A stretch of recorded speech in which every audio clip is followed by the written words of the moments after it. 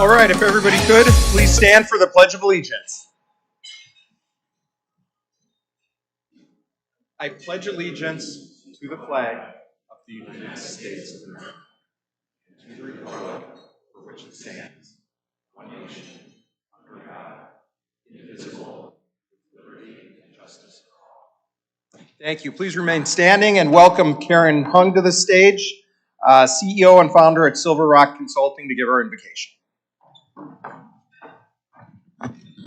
Thank you, President Todd. Hi, everybody. How's everybody? Bright sunny day. Lake looks blue. It's really good. Our invocation today is inspired by our speaker, Jeremy, in about being like-minded. I have a quote from Gandhi. A small group of determined and like-minded people can change the course of history. A small group of determined and like-minded people can change the course of history. So let's reflect on that and think about how we can make positive change. Thank you. Thank you, Karen. I'd also like to give a thank you to all our sponsors whose logos ran on the PowerPoint before the presentation began. If you're interested in having a short video done or having your logo up there, please contact Mary. We do have a couple guests in attendance. And of course, I left my guest list down at the table. Give me 1 second.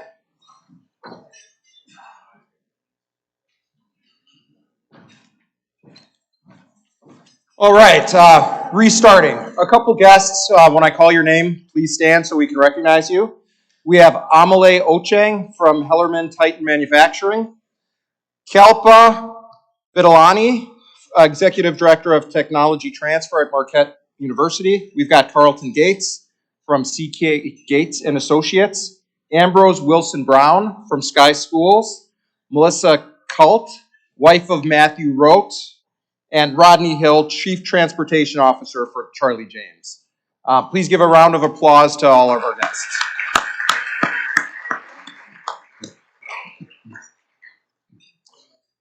All right, today we're excited to hear from our guest speaker, Jeremy Fojut. But before we get into the program, we've got a couple club items to take care of, some exciting ones today.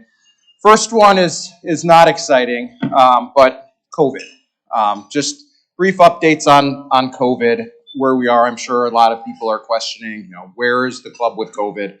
It is something that is talked about multiple times a week with Dr. Bob Gleason, Mary, myself, to just make sure we're providing a safe environment and make sure we're appropriately laying out the risks for everybody. So, what I wanted to do was just share with everybody today why I'm comfortable continuing to come into Rotary. First of all, I'm vaccinated.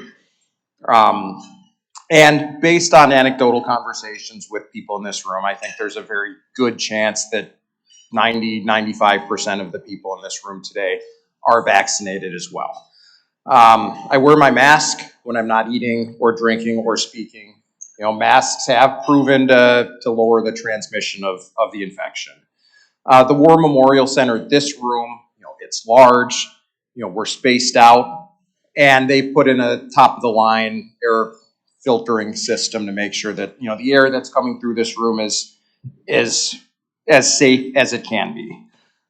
When it comes to eating, SAS's takes multiple safety measures when it comes to preparing and serving the food.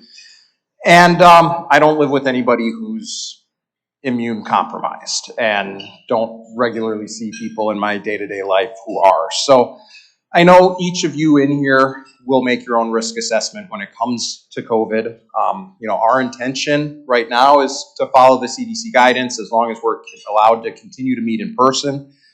That is what our plan is. But again, I urge each of you to personally assess your situations and make that determination for yourselves. Our resident COVID advisor, Dr. Bob Gleason, is also here. He is available to anybody who's got questions or additional concerns when it comes to COVID. And with that out of the way, we do have a new member, the lifeblood of Rotary today, to introduce. I'd like to welcome Roy Peterson up here to introduce our newest member at the podium.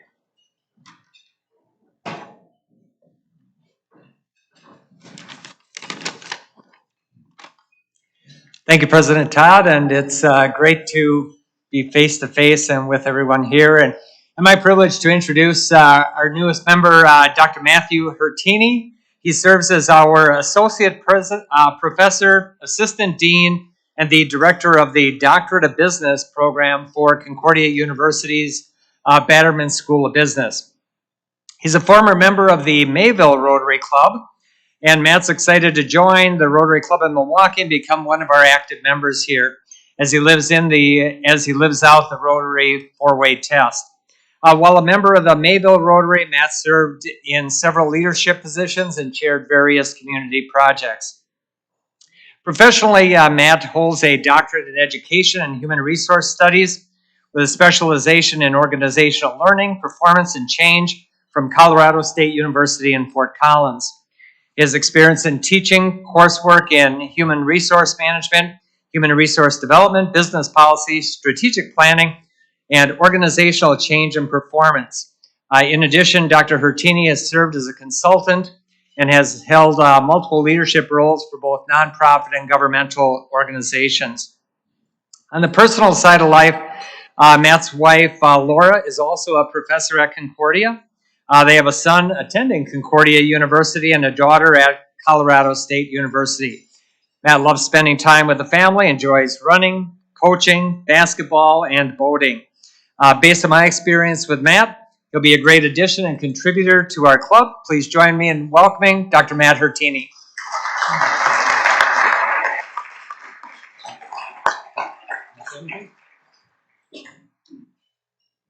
Thank you, Rory, for that nice welcome. I'm excited to be part of Rotary. We ended up moving back to the area about a year ago, right when COVID hit, and been out of Rotary for about a year. So I'm excited to be back and be part of your family and part of your group. Thanks. Yeah, if you're ready. Thank you. So thank you very much. Welcome. Thank you, Roy, and I'm sure I speak for the rest of the people in this room to say welcome to the club, and we look forward to getting to know you. All right, one of our marquee initiatives here at Rotary is our RCM Scholarship Program. Margaret Cry, an attorney at Scopelitis, Garvin, Light, Hanson, and Ferry will join me at the podium to introduce our newest scholarship recipients.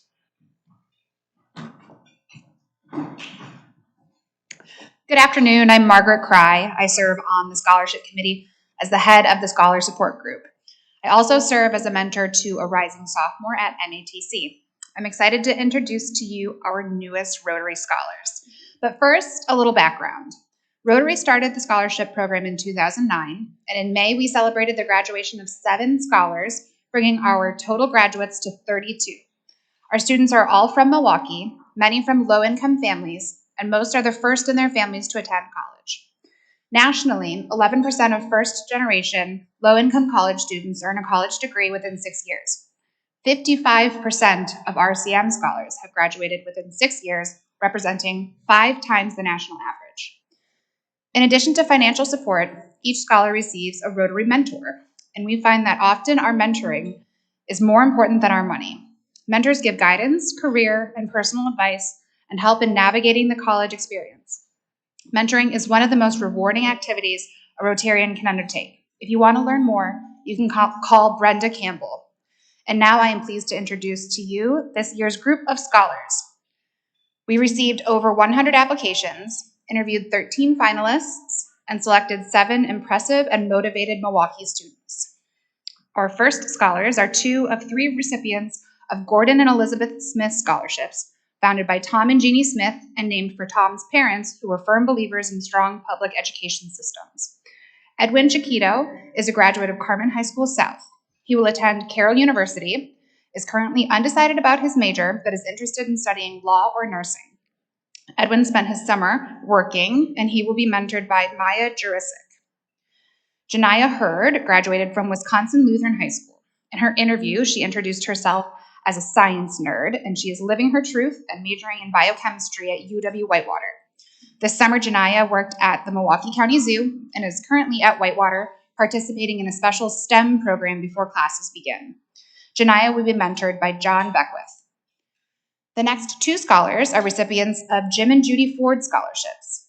Jim and Judy have seen firsthand the benefits of providing financial and mentoring assistance to the RCM scholars. Alexis Hill graduated from Rufus King High School and will attend UW-Madison to study nursing.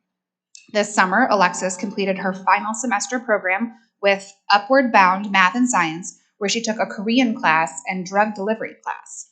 Alexis will be mentored by Jackie Hurd-Barber. Leo Rivera graduated from Reagan High School. Leo will attend UW Stevens Point and is undecided on his major, but is interested in participating in Stevens Point's ROTC program. This summer, Leo worked as a lifeguard for Milwaukee County. He will be mentored by Steve Chevalier. An anonymous donor created the Kara E. Lovell Scholarship to honor retired MPS teacher Kara Lovell and support a student studying either business or education. Caleb Jones is the recipient of that scholarship. He graduated from Milwaukee Lutheran High School and will be attending Wisconsin Lutheran College, majoring in business administration. This summer, Caleb attended summer camp with his little brother. Caleb will be mentored by Michael Barber. Jim Miller created the James L. Miller III Scholarship to honor his son who passed away in 2012. Jim was a driving force behind the creation of the RCM Scholarship Program.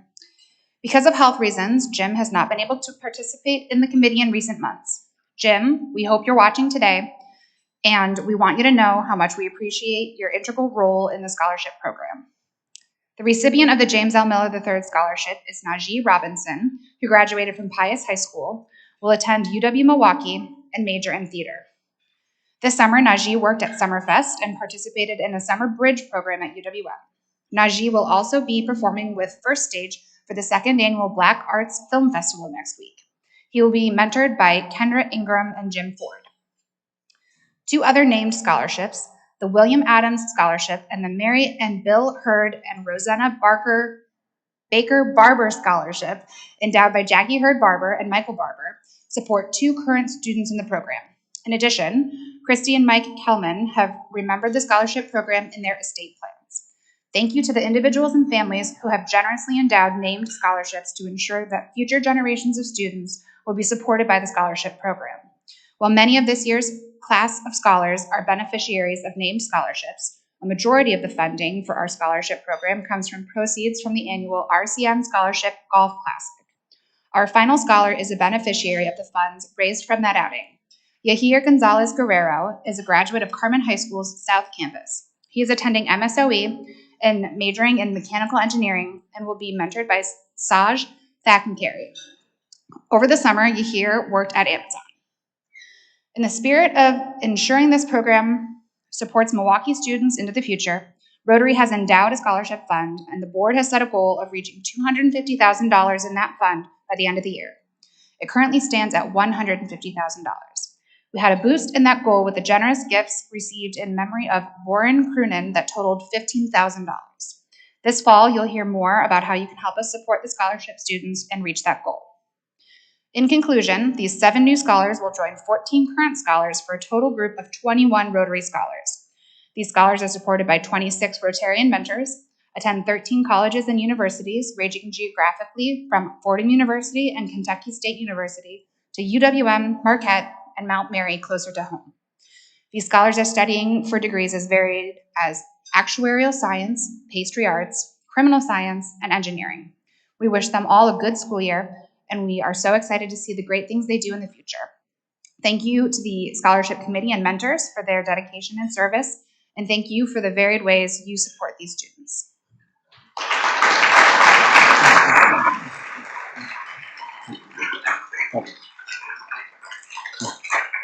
Thank you, Margaret. And again, I'd like to echo Margaret's thanks to the Golf Committee, the Scholarship Committee, and all the Rotarians individually who have supported this program. It's been a big initiative for our club and truly a life-altering program for many of the students who receive these. One last quick note, as you're leaving today, please remember to grab one of the parking passes on your table. I made that mistake last time. I announced it and then went back to my table and promptly forgot to grab that exit ticket. So if you have an opportunity now, grab it, put it in your pockets. As you are exiting, both of the 2 right lanes are available for exit.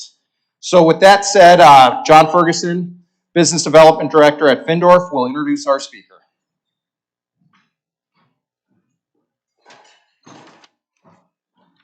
Thank you, President Todd, and good afternoon, everyone. So today it's my pleasure to introduce Jeremy Fojut as our speaker. We're actually welcoming him back as he's been here a few different times. Jeremy is an entrepreneur, an outdoor enthusiast, a passionate urbanist, and most of you know him as co-founder of Newaukee, also their talent agency Nuance, a co-creator of the Newaukee Night Market, which has spurred millions of dollars in investment in the Westtown neighborhood. And for his leadership in the country's first Young Professionals Week, which is now held nationwide.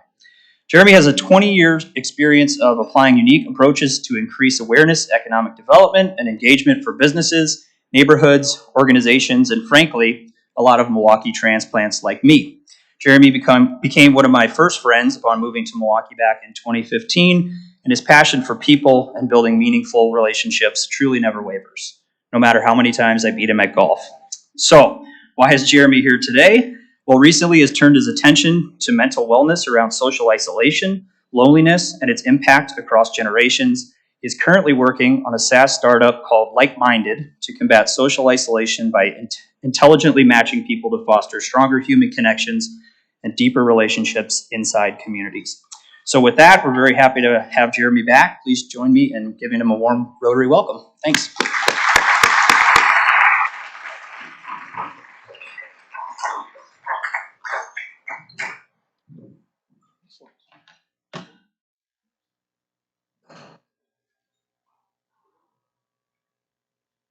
Four-second delay. Thanks for having me back. Again, my name is Jeremy Fojut. I've been here before. I'm going to talk about my startup a little bit. I'm going to talk about the exciting thing that we're going to pilot it in Rotary, so that's even more exciting. But I'll just kind of go through what I'm working on, some of the science, some of the neuroscience, some of the psychology behind it. And then there's every time I just gave this presentation to the city of Edmonton, Canada, and I had about 45 minutes of questions. So I'll try to leave time afterwards for people that are curious. But about 10 years ago, I received a letter in the mail, and it was interesting to get a letter from your stepbrother talking about how lonely they are and how isolated they are. And one of the interesting things that is that I never knew that. And I thought we were close. We had grown apart, just like many people do when they change life stages. And so I figured, I'd give him a call, or maybe I'd just surprise him and go out there. Well, when I went out there, obviously I was a little too late, and my brother had taken his own, or stepbrother had taken his own life. And from then on there, I really kind of went into connection. And we are dealing right now with kind of a silent pandemic of isolation and loneliness. And I'll go through some of the statistics, but we are we have 2 less friends than we've ever had in our lifetime. We spend actually, back in 1994, we used to spend about 101 minutes with each other during the week with friends. Now we spend under 80. We are a lonely population. Western culture is getting lonelier and lonelier. And my goal and my now life work at Newaukee was to connect people to place, connect people to other people, and connect people to their purpose. And the challenge I've always had at Newaukee was it was never scalable, right? It was very hyper-local. And so started down this path during the pandemic that I've had an idea for a while around how do we create human connection on an enterprise scale? And what does that look like? And as I talked about the loneliness epidemic, it's actually been a lot worse. Today, or pre-COVID, 61% of people in Western culture have claimed to be lonely or socially isolated. That number gets worse as you get younger, with Gen Z being the loneliest generation on record. That type of loneliness is probably impacted in your memberships, definitely in your workforce, and that creates disengagement and creates a real business case to how do we connect people again. Why are we at a time when we're more connected than ever, but we're less connected to each other than we ever have before? Is kind of the question I keep asking myself every day. So, we spend our whole lives connecting to things. We connect to places, we connect to people, we connect to organizations. We spend so much time connecting, but we spend so little on how or why we're connecting. And so I got really curious during the pandemic because I had more time on my hands. I wasn't commuting, I wasn't going to meetings, and figured I would start a new company. And realized that in Milwaukee, I spent 13 years building hundreds of events a year, and maybe that wasn't the best way to build deeper connection. I mean, how many of us are sitting around a table right now and didn't really connect to the person next to them? So we think about, we have all these opportunities to connect deeper with people, but maybe we're too nervous to talk to them. Maybe we're an introvert, they're an extrovert. Maybe, we just didn't want to talk. Maybe there were our own things going on. And so how do we get beyond that? And one of the things I've learned with events is you can't make every event. You might have family things going on. If you come to the event, you might not talk to that person next to you. And actually, we were working with MIT on a study, and what we found was that 96% of people, they followed around for 3 years with wearable technology on them, and found out that 96% of them never met anybody new at an event. And then if they did, they talked about the same thing we always talk about in Milwaukee is weather and potholes. So it never got deeper than that. And so our technology we're trying to build for memberships is to get deeper. And what we found during our research in the last year was that people that formed a meaningful relationship when they were new to an organization, and I'm going to use the word community here too, and community doesn't mean just the community at large. Community could mean right in this room. Rotary is a community. Community could mean your company. Community could mean, how it means to most people is where you live. But what we found in our research was that people that formed a meaningful friendship within that first year, they were 72% less likely to leave. So if I was an employer and I started thinking about this, I would be doing everything in my power to connect my people to each other. So that's when I started down a path and got introduced to the gentleman who created eHarmony. And Dr. Galen Buckwalter and I, he had a passion for friendship. And he was like, the dating world is messed up right now online. He's like, I don't even, we built this algorithm for dating, and I really have a passion for friendship. So we started working on a bunch of research of why there's patterns in friendship. And probably if you start thinking about this in your own social groups, you probably have one person that always makes the plans. You probably have one person that's always late. You probably have one person that's the comic relief. There's patterns to friendships that we just kind of take for granted. And friendship is a thing that we always take for granted. And if you actually look at the longest ever study on human happiness is done by Harvard. It followed people around for 75 years. What did they find? That the most important thing to happiness was friendship. There's so many health benefits to friendship. So why don't we create more of it? Why do we leave so much to chance? And that's what I want to stop doing, is leave it to chance. So we're building this algorithm right now and this software around the psychology and neuroscience of friendship.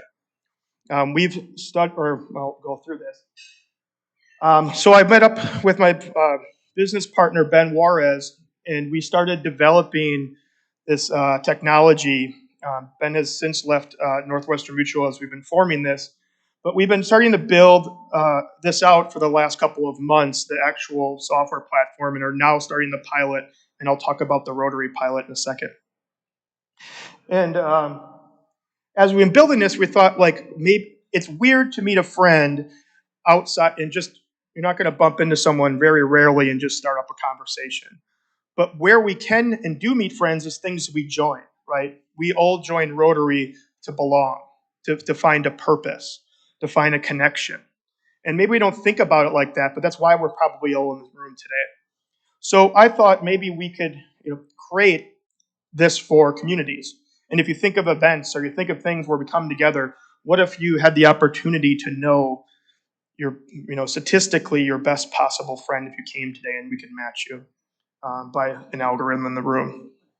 So a little bit of just how it works before I get into more of the statistics behind it is assessment based. So after this, you will receive an assessment. It takes about 7 minutes.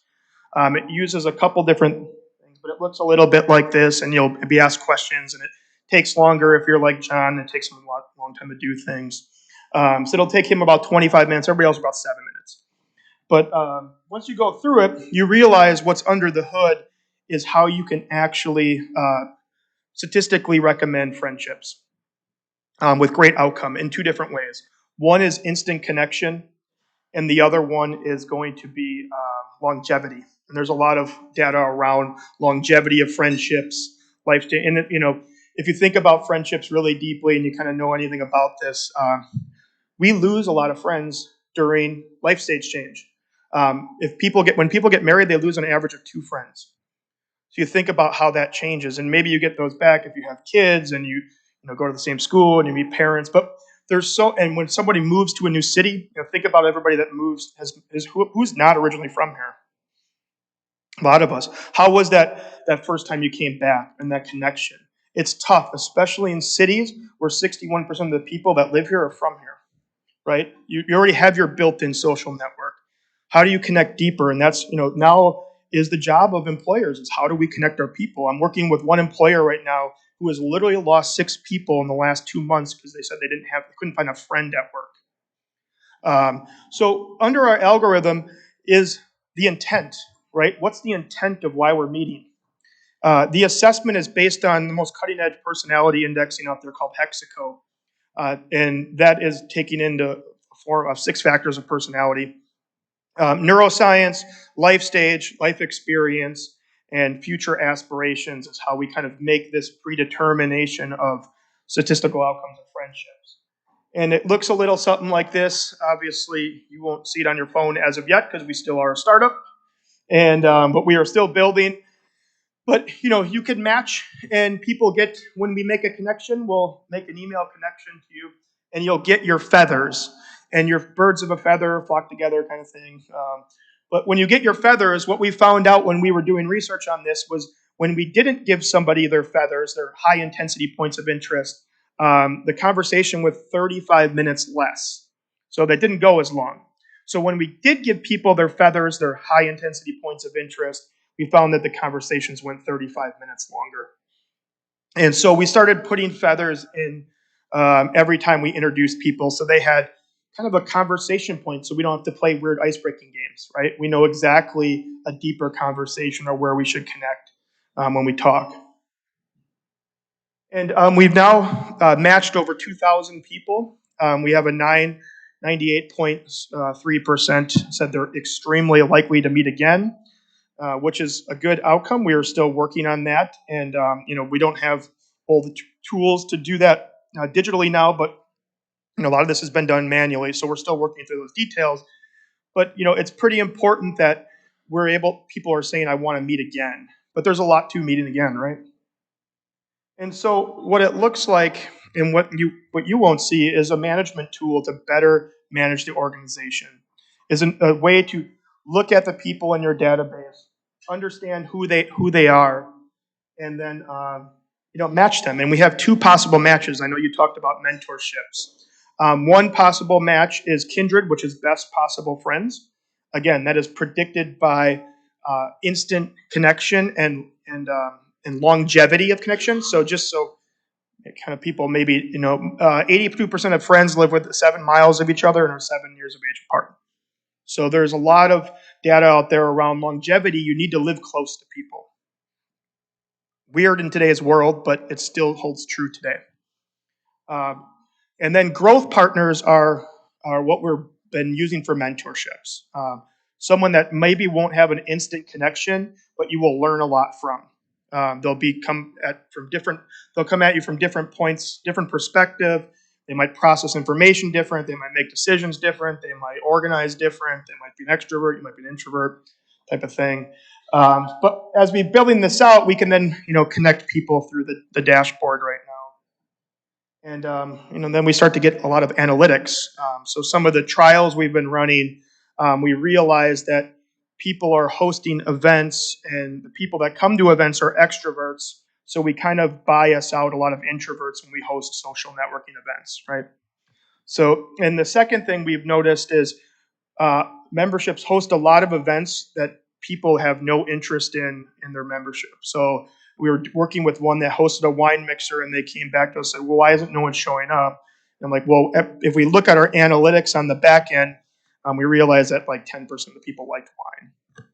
So, but we do that because we get sent out a survey in memberships and organizations. One person says they like it, and we hold that to be true for everyone. So this will hopefully give better analytics to companies and membership groups to make better decisions about their membership from a personality standpoint, but also some of their demographics. And then where we think we can really do it as events, we are going to use this at the National Main Streets Conference this year. It's 5,000 people that are in attendance, and we're going to match them all before they come. And so when you come there, and what we've learned, because we've done a couple events so far, is that people will actually be more open to meeting each other, and it becomes a gamification to go find your matches at an event. And you're not giving too many, because when you give someone too many, if anybody here is on dating apps, if you're not, what happens when you get matched on dating apps is it messes with your physiological reserves, and it gives you exhaustion, and it also makes you want to match with people less. But people are looking for that dating connection. So we think it's quality over quantity of matches. And again, how we're going to use it here is we're going to match people one-to-one, and maybe even before events as we get going here, if you opt in, right? It's all opt-in. So what we're working on right now that isn't ready yet is if you RSVP for an event, we could match you beforehand. You could go look that person up. And then when you get there, you could meet that person. Or, as some of you know, when you host an event, as someone has been an event planner for a long time, if you host an event, a lot of people don't show up. So then we would just put the app on the phone, and then you could just see who you match with while you're live in the room using like a beacon technology. So, where do we want to go from here? Why is this important? It's important because we think right now it's B2B, and then in the future it might be B2C. But the goal is to solve isolation and to build community, because there's a difference between community and an audience, right? An audience is one way, it listens to you. A network is also one way. It's mostly you're getting information and maybe you're introduced to somebody. But a community is people are talking to each other. People are meeting outside of this.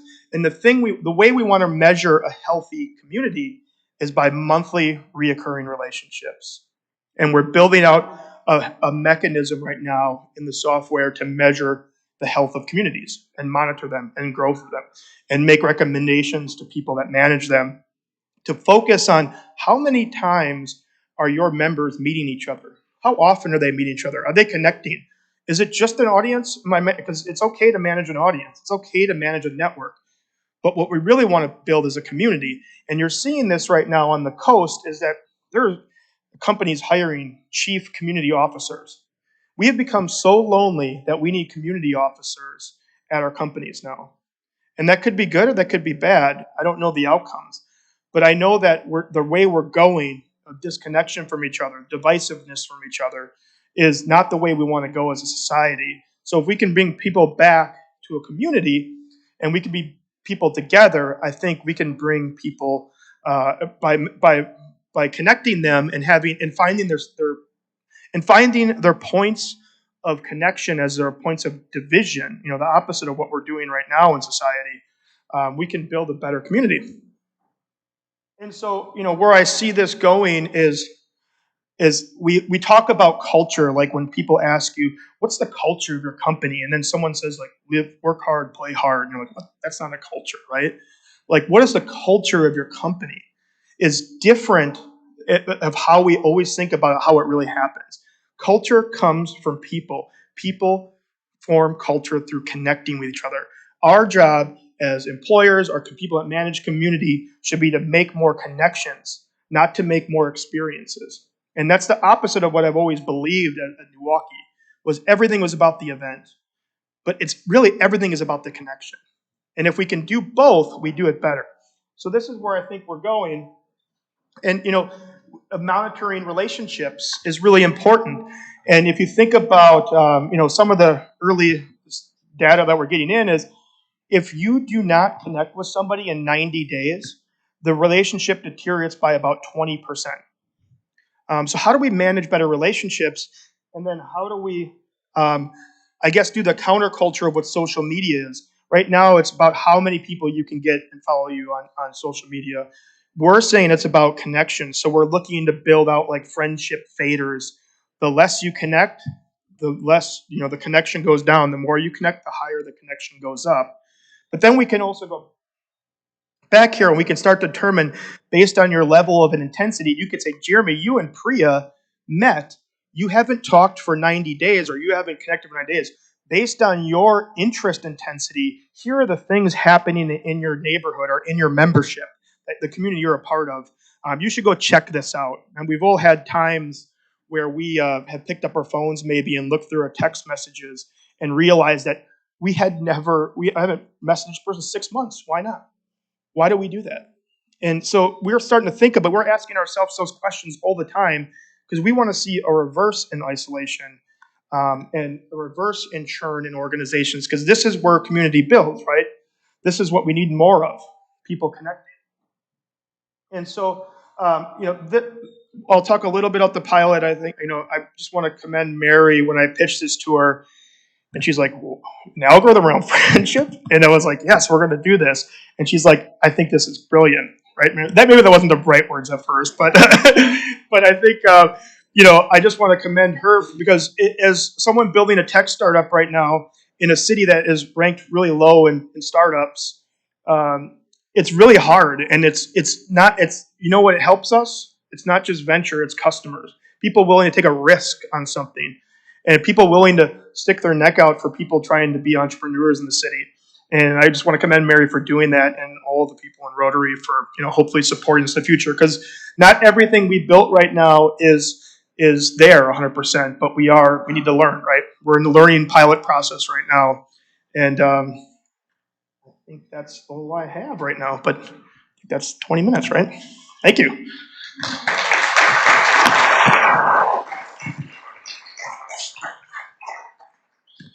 Couple questions. We'll go right here.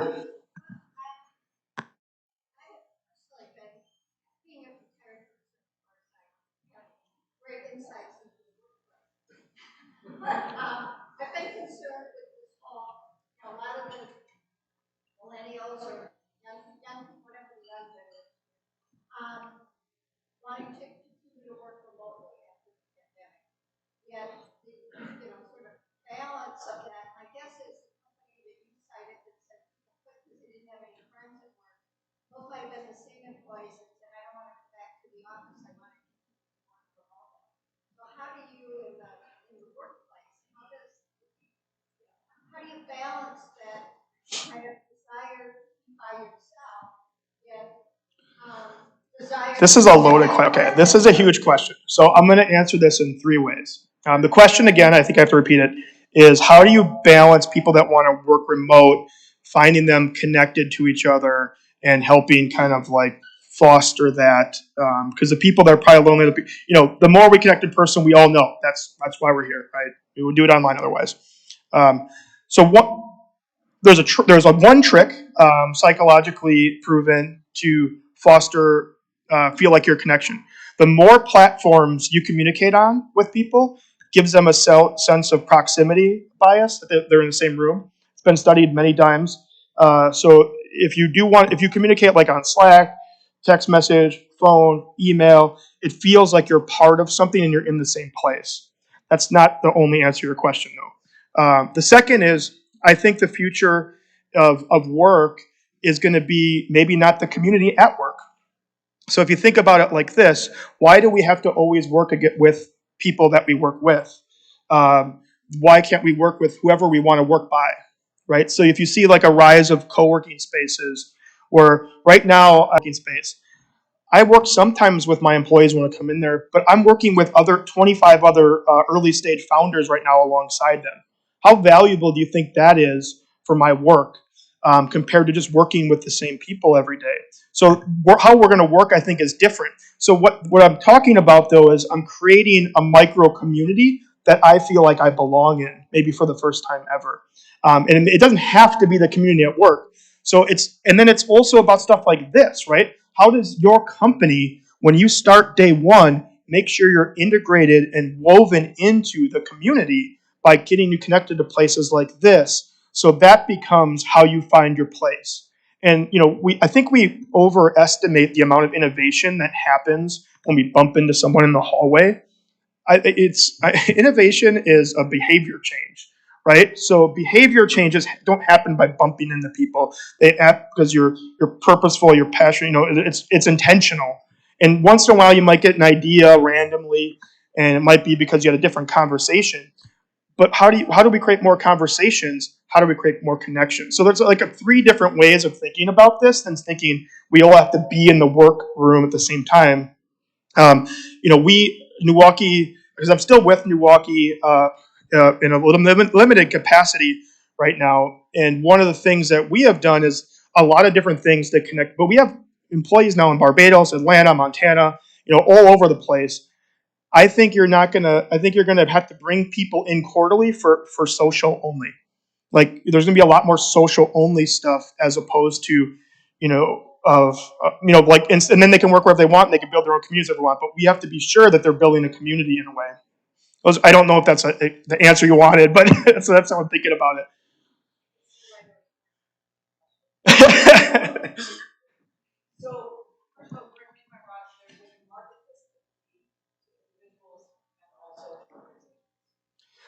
So we're marketing this to the organization, and then they send you an assessment to your email, and you fill it out. Yeah.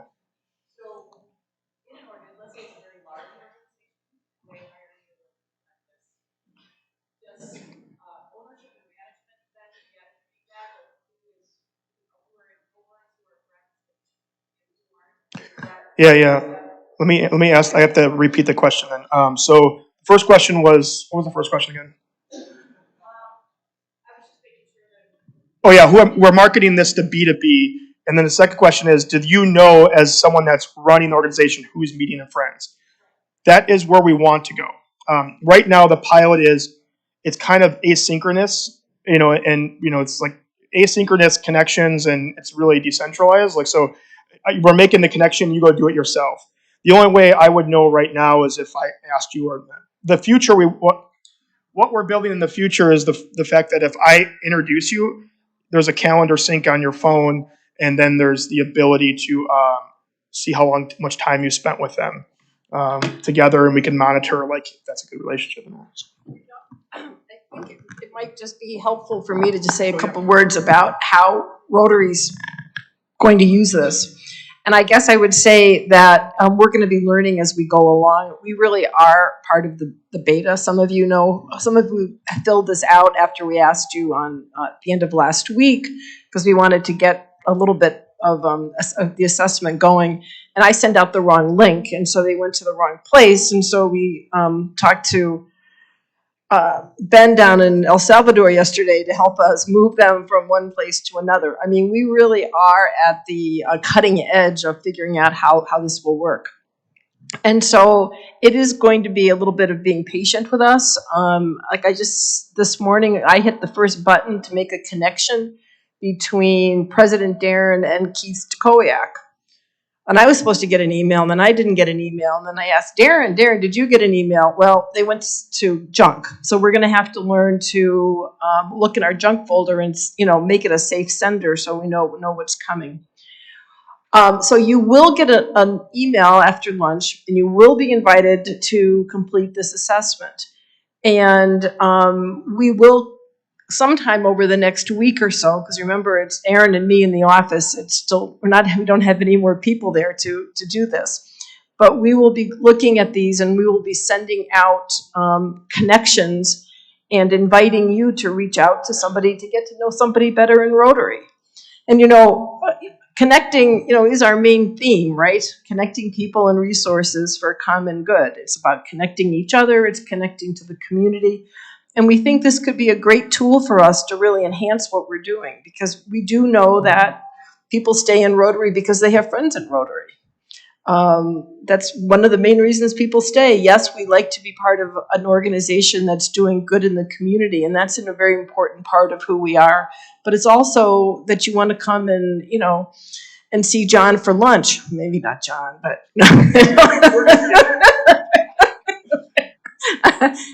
and so, but it's, again, how do we meet each other?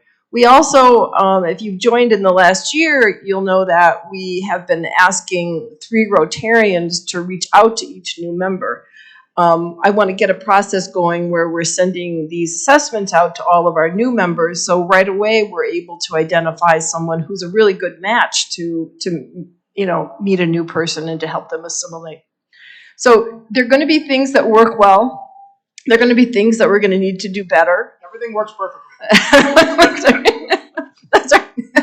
And we want you to be patient. We want you to give us feedback. We want you to tell us what you like. And as Jeremy said, we really are. We're jumping in pretty early on this, and I think it's really a great opportunity for us. And I'm really excited that when I called Todd, and Todd said, "Yeah, how could we not try this, right?"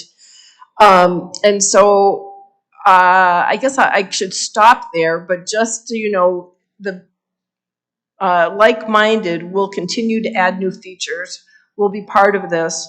And we really do hope that you enjoy the opportunity to connect with people in the club. But this is really club-based. This is not going to connect you to, well, Jeremy filled it out, so you can all get to be friends with Jeremy. But otherwise, it will be people within the Rotary Club of Milwaukee. So any questions, Jeremy's here for them. Aaron and I are learning how to use this, and we will be happy to field any questions that we can or pass them on to Jeremy and Ben.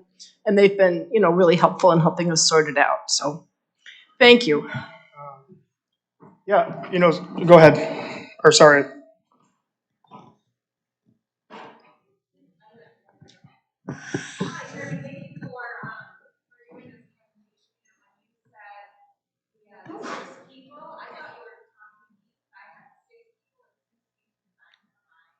Oh, really?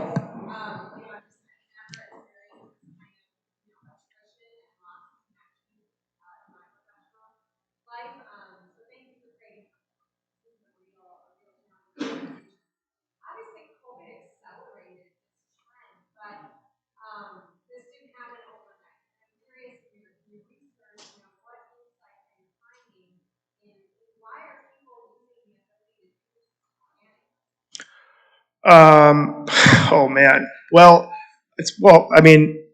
how about how we designed our cities? Think about how far away from we live. We spend more time alone in our car than we've ever had before. We spend so much time alone. Think about the in-person, or how people are. Gen Z is now spending 12 hours on average, 10 to 12 hours on screen time a day. You're not you're not connecting with somebody in all the 5 senses of what you're naturally given. Maybe there'll be a rebound. People are building really good online communities to help people find belonging that way. The way we build our cities, we don't know our neighbors anymore. How about a lack of trust in our major institutions? People don't trust the media. People don't trust the government. People don't trust big companies. What is happening is like this. The trust is a big thing. The ability to connect with people is probably is becoming a lost art form unless it's text. That's some other reason. There's many more than that. It's the erosion of communities. How many people here know 6 of their neighbors? We used to spend a couple of us. A funny thing. If this is. I know I'm an urbanist, and cul-de-sacs are supposed to be the anti-what we like, but people that live in a cul-de-sac are actually less lonely than people that don't, because they stare inward to each other. And so there's an instant sense of community there. There's many different reasons why I think, you think about how everything is around dopamine now when you're getting a like on any social media, when we really want to be focusing on how we release oxytocin chemical and the bonding trust chemical. That's the same chemical that's released when mothers have kids in here. That bonding chemical is the same thing you can release. If you think about your employees, you can release that by giving them instead of like dopamine's all reward circuitry based, right? But if you actually do oxytocin, anytime you follow up, it releases chemical in the brain of oxytocin. There's all these other ways to release that stuff. We're releasing just dopamine now, so you're just getting rewarded every time you do something, as opposed to bonding people. But that's a scientific reason. But and there's just so many different things out there. It's just we need to spend more time together. You talk about culture and norms of the unspoken culture. If your norms are so toxic, as appears to be the case in society today, what are your thoughts in terms of how you're instrumenting the process to get at those? The anecdote I share is a friend of mine, a cousin, and cousin spouse died. At the funeral, the siblings fought each other. One was woke, and two were Trumpsters. And a fight broke out, the police were called, and the mother committed suicide. So you talk about toxic culture. How do you address those kinds of very serious in-depth problems? So the question, to repeat it, is how does the software address toxic culture? Wow. I think so. Let me. So LikeMinded is the name of the company because we thought it was witty and cool purple shirts. But it doesn't mean the same, right? It means compatible for us. And what we're noticing when we match people is that people are in echo chambers right now, and they're not going to get out of them unless there's some kind of, I guess in this form, a curation and something that go meet this person. And that person might have a different point of view, but they still could be like-minded on a certain topic, right? How we're getting at it is like, how do you find? So I'll give it like this: if anybody on social media and you notice that somebody has a picture of them and they're hiking in the mountains, and then on their profile they say they love hiking, and then you find out they've been once in 10 years, right? So the perception isn't that they're a hiker, or that's what they want the perception to be, but that's not their core. So what we're trying to get at in the assessment is what their core intensity of interest is and their personality. And based on, if anybody has ever done any archetyping on personalities, you go to the extremes. So you find the extremes, not the norms, and then you can match them together in specific forms where you can take someone that has, well, let me, this is a long-winded answer, but so people think that we are interest based is why we're going to hang out, right? Like you like baseball, I like baseball. There's plenty of people like baseball I don't like, right? So it's not the interest that is why you're together. It's there's a lot more to it than that, right? Interest is based on longevity, but there's a lot of other things that go to it. So I mean, the easiest way I can say that we're trying to address toxicity is to say that you can be like-minded but have so many different opinions, but you can still come together. I guess that's a really long answer for maybe not even your answer you wanted. Mary?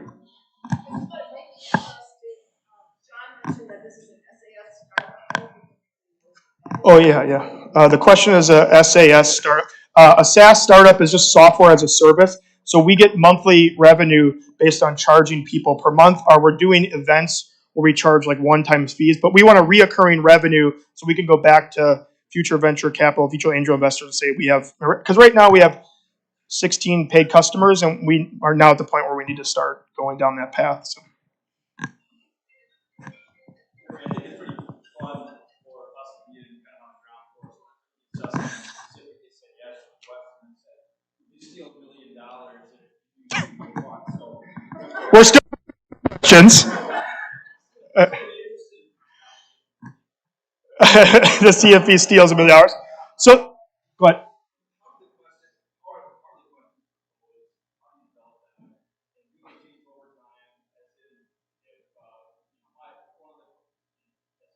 My family dynamic, my children get older, my lifestyle changes, or I pick up a new hobby, there'll be different opportunities. Yeah, so the question he asked, just for the people online, is how do we determine the questions and how we pick up changes in life stage? So we'll have to ask for the questions. I don't want to get too creepy in the future, but we will probably try to scrub your social media for using sentiment analysis to bring in like how you, well, the way you write online. We can predict personality. That's way down the line. But another way that we would do it is just by asking one more question. Or when you said extreme, like in an app base, if you're extremely like to beat again, maybe we just say, hey, saw that you met with this person. What'd you think of that? Here's one more question. We'll ask new questions, and we'll allow people to probably have a profile in the future. But the first part of the question was how do we predict or how do we come up with the questions? So the questions were developed by us and Dr. Gail Buckwalter using it's called IPIP. If you've ever heard of IPIP, is like an international science, but it's basically where they host all these questions. It's open source.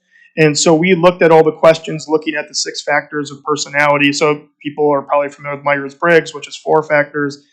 Big 5 is 5. That's the most recognizable. And Hexaco was developed out of Canada like 15 years ago and is the most, the most, so like Hexaco has been used across the most countries as a factor of why you want to do it. But the question you asked around like, would you steal $1 million?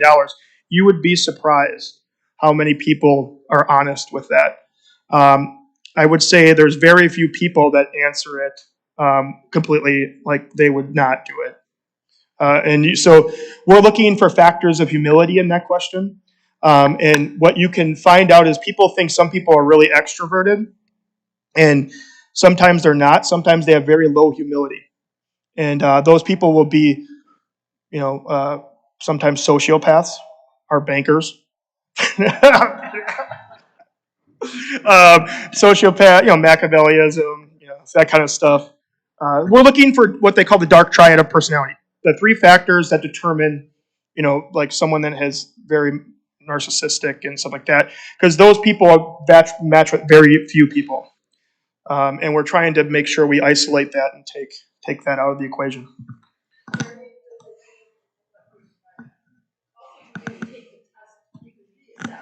Yeah, you can reassess the question. You can reassess the test. And also what we'll be adding in the next 2 weeks is archetypes about yourself. And then when you match, how you would communicate. Because communication is the biggest breakdown in probably relationships. So you'll be getting information about how the other person likes to be communicated with based on that. And as we're building out these archetypes, it's pretty accurate. I mean, people are like, whoa, how do you know so much of me about 36 questions, right, of personality? Oh.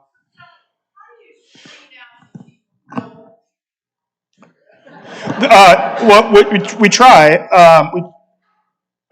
So people are inherently honest on these. Sometimes we get rare. So we look for the dark triad. We look for the way they answer these questions, and we look for Machiavellism, sociopaths, and narcissistic people.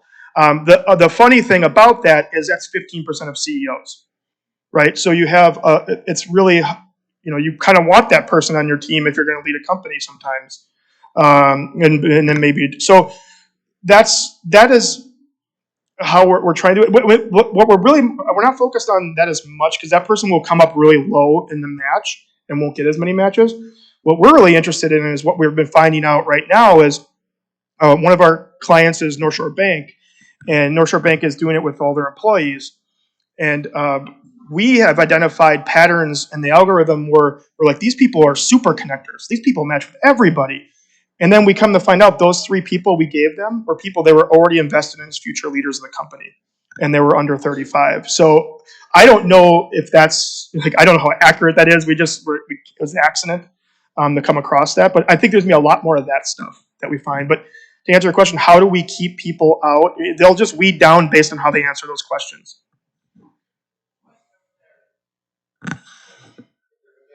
Hey, Dan.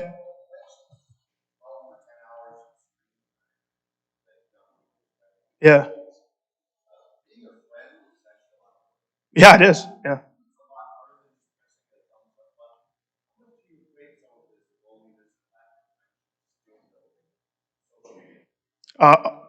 So there's majority of science says yes, that's the thing. There's a couple of studies that I'm guessing are funded by Facebook that say the opposite. But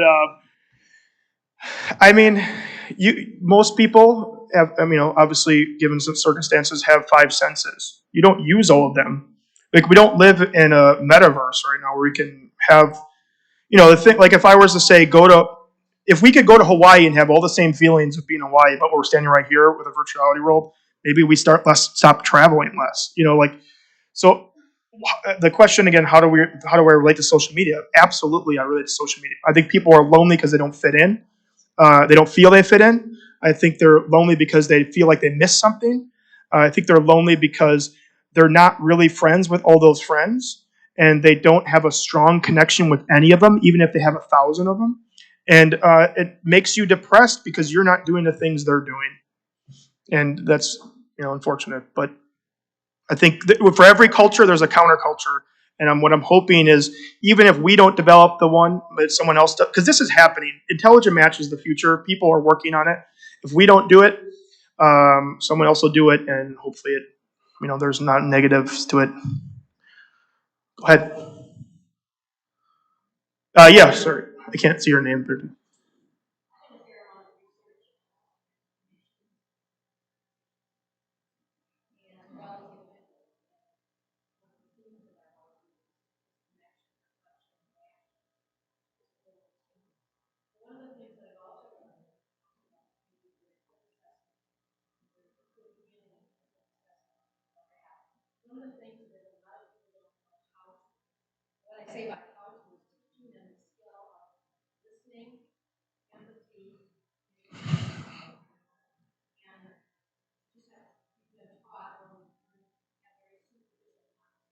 Mm-hmm.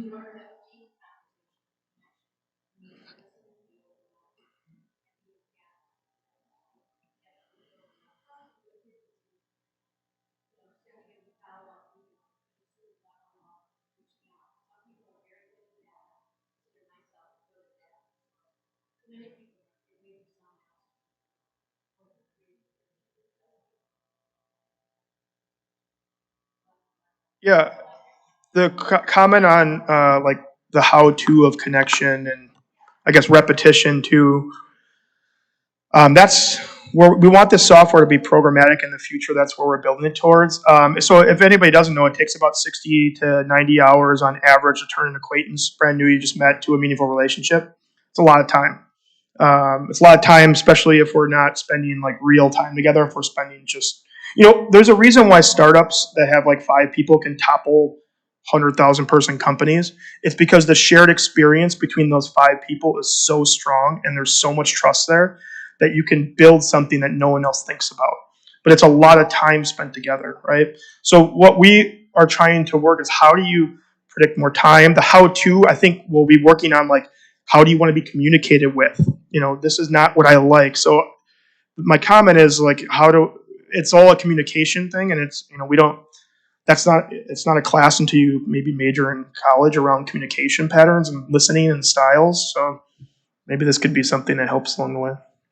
And I also think this could be used in universities, right? Like, so, and we actually are talking to a senior living community in Arizona right now, and that could be a really interesting one to see. Like, I match with 90% of the people in here. Or maybe I find belonging here over the amenities. Yeah, questions. Yeah. And I don't know what I think we might be over. Okay, yeah. So thanks. I told you the.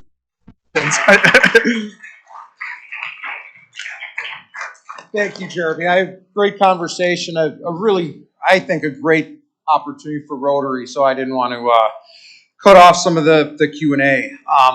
There's so many Rotarians in this group who I've talked to who have made their best friends in Rotary, or found their current job through the connections they've made in Rotary, or found personal fulfillment through throwing themselves into so many of the projects and so many of the initiatives as a club we undertake. But there's a lot of people who are no longer in this room who didn't make those connections and didn't find those opportunities. So I'm hopeful coming out of COVID, we'll be able to really use something like this to not only bring in new members, but really be able to make a lot of those connections in this club. Because when you see it in action in a lot of the committees or in a lot of the groups, it is really fun to see, and it aligns pretty well with our mission of connecting people and resources for a common good. So, Jeremy, thank you. In honors of leaders like you who come and make a presentation to our club, we're going to make a donation to the YWCA of Southeastern Wisconsin, whose mission is eliminating racism, empowering women, and promoting peace, justice, freedom, and dignity for all. So, thank you. Please take a few minutes to complete the assessment. I took it a couple days ago. It took me probably 6 or 7 minutes, so it's pretty easy to get through. Next week, we've got Geeta Sankapanavar, CEO of Acura Impact. So she's a very dynamic speaker who's going to provide us one entrepreneur's perspective of improving systematic equality. And then one last announcement before we adjourn. The Coffee Connector Group is meeting at Fairgrounds Coffee on East State Street this Thursday, August 12th at 7 a.m. If you're interested, please contact the Rotary office. So with that, let's go out and do some good in the world. We're adjourned.